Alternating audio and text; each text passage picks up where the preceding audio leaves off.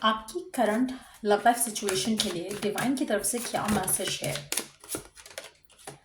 This could be the one. You have already met the romantic partner you seek.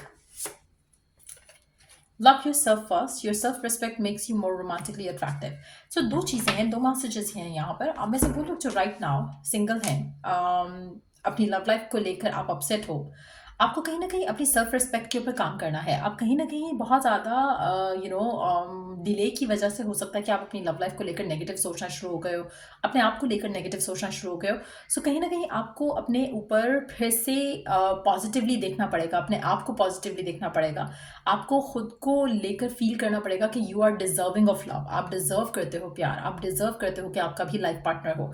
जब आप इस तरह का बिलीफ फेथ रखोगे तो ऑटोमेटिकली आप ज़्यादा रोमांटिकली अट्रैक्टिव हो जाओगे टूवर्ड्स उन लोगों की नज़रों से. अगर हम देखें जो जिनसे आपकी शादी हो सकती है, जो आपके फ्यूचर प्रॉस्पेक्ट हो सकते हैं. लेकिन अगर आप खुद ही अपने आप को लो देखोगे तो लोग भी आपको पसंद नहीं करेंगे, चाहे वो रिश्ते के थ्रू हो, चाहे वो पार्टनर्स के थ्रू हो. कहीं ना कहीं वो भी आपको रिजेक्ट ही करेंगे, क्योंकि कहीं ना कहीं आप खुद भी अपने आप को नेगेटिव सोच रहे हो. सो पहली चीज़, आपने अपने आप के अंदर कॉन्फिडेंस लेके आना है, बिलीव रखना है कि you are deserving of true love.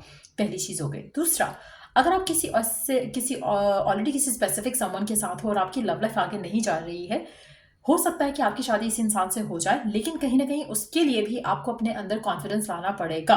क्योंकि कहीं ना कहीं आप में से कुछ लोगों के लिए you have already met the one. आपकी ऑलरेडी उस इंसान से मुलाकात हो चुकी है, जिसके साथ आपकी शादी होनी है, जिसके साथ आपका रिश्ता बनना है, जिसके साथ आपका लॉन्ग टर्म चलना है. लेकिन कहीं ना कहीं आपके मेंटल, फिजिकल, इमोशनल ब्लॉकेजेस की वजह से ये रिश्ता आगे नहीं जा रहा, या फिर आपके पर्सन की ब्लॉकेजेस की वजह से भी हो सकता है. जो भी चीज़ है, जो भी आपके रिश्ते को ब्लॉक कर रही है चीज़, उस पूरी सिचुएशन को सिर्फ एक ही चीज़ हेल्प कर सकती है करंट सर्कमस्टांसेस में. वो है आपका कॉन्फिडेंस, वो है आपका बिलीफ, वो है आपका फेथ.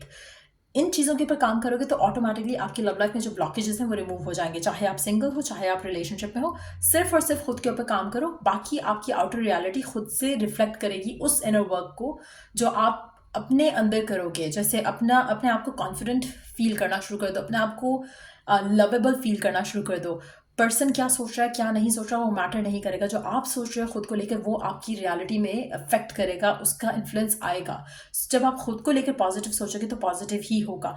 जैसे अगर आप शीशे में अपने आप को देखते हो, आप शीशे में हंस नहीं सकते हो अगर आप खुद नहीं हंस रहे हो. इसी तरह से आप पर्सन की नज़र में beautiful, good looking, handsome, lovable नहीं हो सकते हो जब तक आप अपनी नज़र में ऐसे नहीं हो. सो आपका पर्सन उसी को रिफ्लेक्ट बैक कर रहा है जो आप उसको शो करोगे. जिससे कहते हैं ना कि आपको अगर चाहिए कि आपका पर्सन आपको सही ट्रीट करे, तो पहले आप उसको टीच करो कि आपको कैसे ट्रीट करना है. अगर आप सेटल इन फॉर लेस करते रहोगे तो आप उसको ये टीच कर रहे हो कि आप तो एवं ही हो, आपको तो साइड पे भी वो रखेगा तो आप साथ चलते रहोगे. सो कहीं ना कहीं आपने अपनी वैल्यू बनानी है, आपने अपनी वर्थ क्रिएट करनी है.